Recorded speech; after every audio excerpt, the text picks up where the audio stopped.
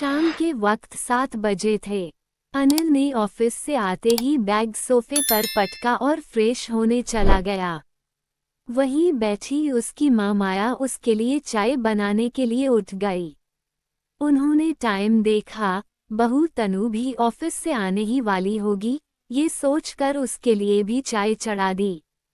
चाय बनी ही थी कि डोरबेल बजी। तनु भी आ गई थी। माया को प्यार से देखकर मुस्कराए। माया ने स्नेहपूर्वक कहा, बेटा तुम भी फ्रेश हो जाओ, चाय तैयार ही है। माया के पति टीवी देख रहे थे। वे ऑफिस से जल्दी आते हैं। माया ने बहू व बेटे को चाय पिलाई। अनिल ने झींकते हुए कहा, तनु आज सुबह सब्जी में कितना नमक था, बहुत गुस्सा आया मुझे। और एक तो ये गट्टे की सब्जी क्यों बनाई, मुझे जरा भी पसंद नहीं। माँ, आपने भी तनु को नहीं बताया कि मैं ये सब्जी नहीं खाता। तनु को पसंद है। तुम्हारी शादी को 5 महीने ही हुए हैं। तनु को इस सब्जी का शौक है और इस सब्जी को बनाने में उसने सुबह सुबह बहुत मेहनत की है। कभी तुम उसकी पसंद का खाओ, कभी वह तुम्हारी पसंद का खाए। और सब्जी तो बहुत ही अच्छी बनी थी, मुझे भी नहीं आती ऐसी बनानी। माया ने देखा, तनु का चेहरा उतर गया था।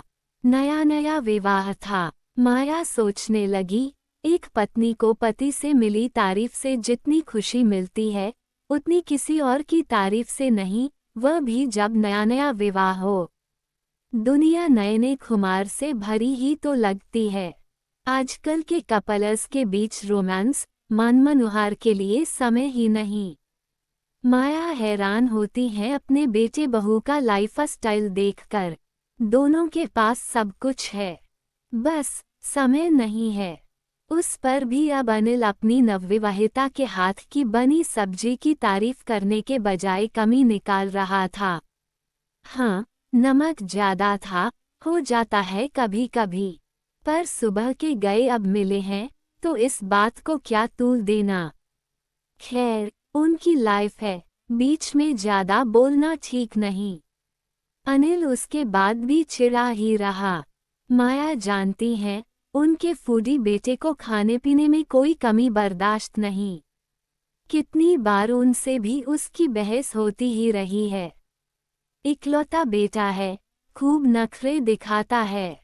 पर अब तनु क्यों सहे इतने नखरे। मैं माँ हूँ, मैंने सह लिए, ये बेचारी क्यों सहे। सुबह जाते जाते कितनी हेल्प करवाती है। वे मना करती रह जाती हैं पर तनु जितना हो सकता है, उतने काम करवा कर जाती है। तनु कहती है, माँ, मुंबई में सफ़र करने के बाद आकर तो हिम्मत नहीं होती कुछ करने की, कम से कम सुबह तो कुछ करने दें। माया मेड के साथ सब काम मैनेज कर ही लेती है पर तनु सुबह कुछ न कुछ कर ही जाती है। 3-3 टिफिन होते हैं, काफ़ी काम होता है। मेड सबके जाने के बाद ही आती है। माया एक पढ़ी लिखी हाउसवाइफ हैं। खाली समय वे टीवी में नहीं, किताबों के साथ बिताती हैं। उनकी खूब पढ़ने की आदत है। खुली सोच वाली शांतिपसंद महिला हैं वे। तनु को खूब स्नेह देती हैं, वह भी उन्हें खूब मान देती है। माया के पति और बेटा कुछ आत्म के दृढ़ से हैं, तनु सबको समझने की कोशिश में लगी हुई है। वे जानती हैं कि तनु भी मुंबई की ही लड़की है, उसका मायका भी मुंबई में ही है। पेरेंट्स और एक छोटी बहन सब कामकाजी हैं। लॉकडाउन के बाद ऑफिस शुरू हुए ही थे। अभी तीनों को हफ्ते में 3 दिन ही जाना पड़ रहा था। बाकी दिन सब वर्क फ्रॉम होम करते थे। ऐसे में सबको खूब परेशानी हो रही थी। 2 बेडरूम फ्लैट था। लिविंग रूम में रखे डाइनिंग टेबल पर सुधीर काम करते थे। अनिल के रूम में एक टेबल थी जिस पर वह बैठ जाता था। तनु कभी इधर कभी उधर अपना लैपटॉप उठाए घूमती रहती। एक दिन झिझकती हुई बोली, माँ, आपके रूम में बैठकर एक कॉल कर लूँ, अर्जेंट है, बॉस से बात करनी है। और क्या, आराम से बैठो, तब तक मैं किचन में कुछ कर लेती हूँ।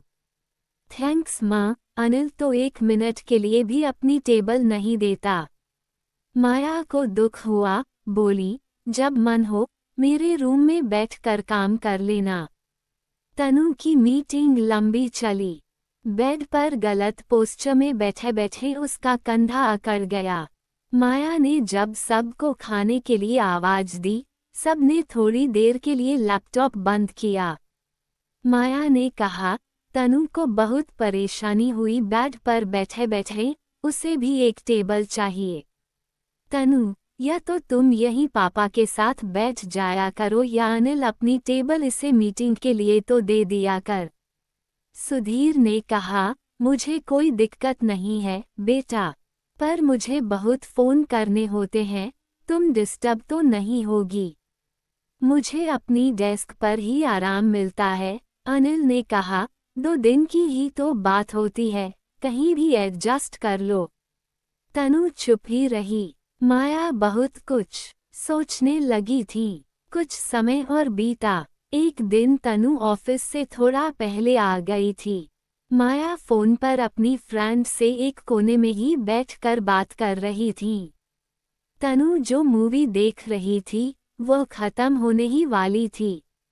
अनिल जैसे ही ऑफिस से आया, उसने कहा, अरे तनु, इसे बंद कर दो, बेकार मूवी है और मेरे लिए बढ़िया सी चाय बनाओ। जूर अनिल ने टीवी बंद कर दिया। तनु का अपमानित चेहरा देख माया फोन पर फिर बात न कर सकी। उन्होंने जल्दी ही फोन रख दिया पर चुप रहीं। बेटे पर बहुत गुस्सा आया पर रोज उसे बहू के सामने टोकना शायद उसे अच्छा न लगता। माया तनु को देखती हैरान होती कि यह क्यों हर बात में एडजस्ट किए जा रही है, जैसे अपनी किसी चीज में कोई इच्छा हो ही न। वही पहनती जो अनिल को पसंद था, वही बनाती जो घर में सबको पसंद हो, कोई भी बात हो न अपनी राय देती न पसंद बताती। माया सोचती ये तो अभी नवविवाहिता ही है, कहाँ है इसके सारे शौक, एक मूवी भी अपनी पसंद की नहीं देखती।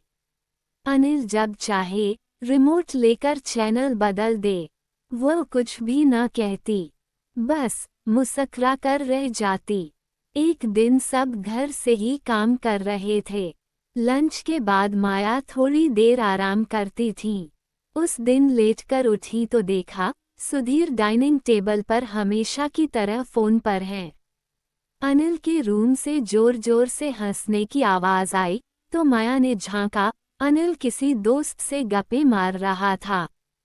किचन में जाकर देखा, तनु फर्श पर लैपटॉप लिए बैठी थी और किसी मीटिंग में होने का इशारा माया को दिया। माया चुपचाप अपने रूम में आकर बैठ गई।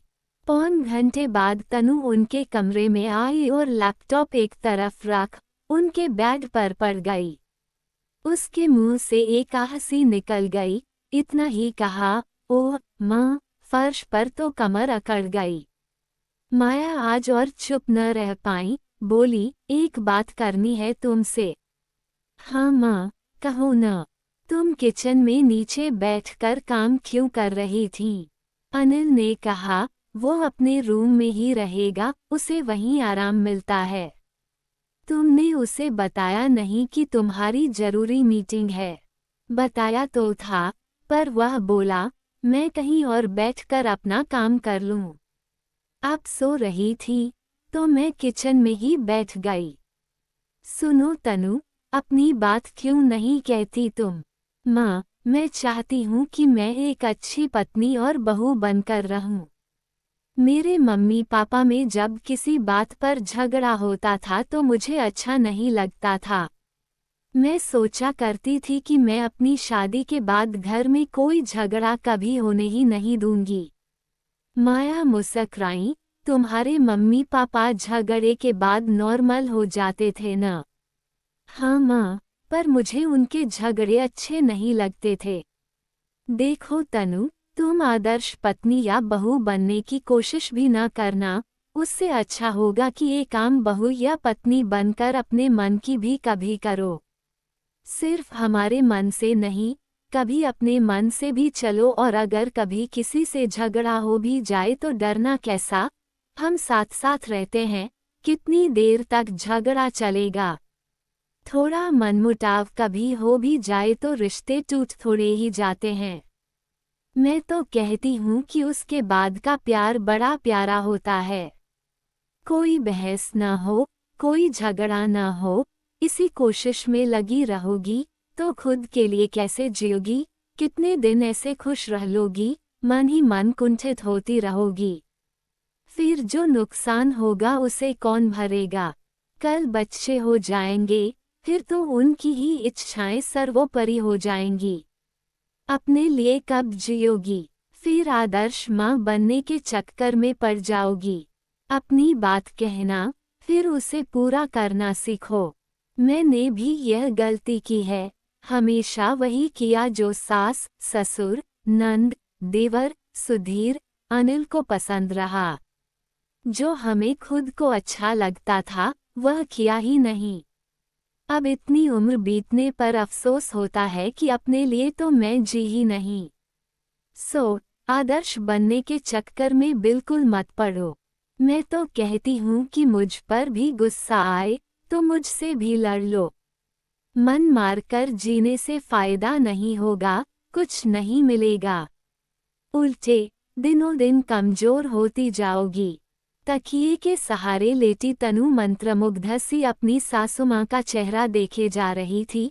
सोचने लगी, ये कैसी सासुमाँ है जो मुझे इस तरह से समझा रही है, ये तो निराली ही हैं। माया ने पूछा, अब किस सोच में हो? मुझे तो लगता था आप खुश होंगी कि मैं घर में सबका ध्यान रखती हूँ, जो कुछ कहा जाता है मैं वही करती हूँ। मैं सच में एक आदर्श बहू और पत्नी बनना चाहती थी माँ।